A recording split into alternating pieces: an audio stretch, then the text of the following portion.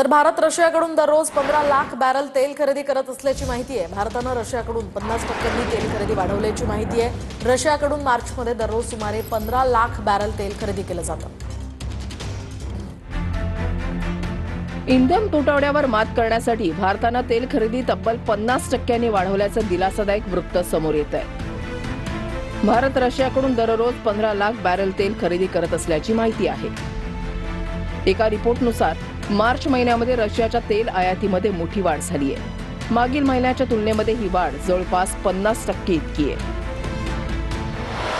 Ship tracking डेटानुसार रशियाकडून मार्चमध्ये दररोज सुमारे 15 लाख बॅरल तेल खरेदी, फेब्रुवारीमध्ये हे प्रमाण दररोज 10 लाख बॅरल इतकं होतं।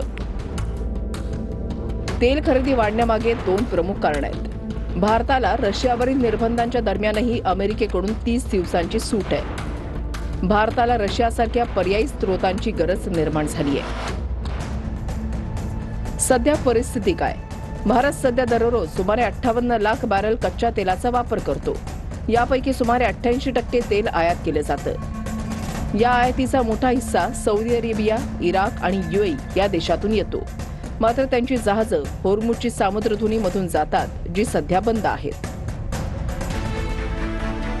भारत सध्या जे तेल आयात करतो त्यापैकी दररोज सुमारे 25 ते 27 लाख बॅरल कच्चं तेल होर्मुझची सामुद्रधुनी मार्गातूनच येतं। याच मार्गावरून 55% एलपीजी आणि 30% एलएनजीची आयात होते।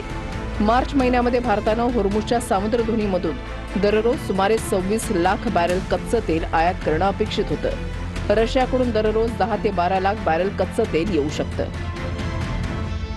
याचा अर्थ असा की होर्मुझचा मार्ग बंद झाल्यामुळे दररोज जवळपास 16 लाख बॅरल तेलाची कमतरता जाणवतीये।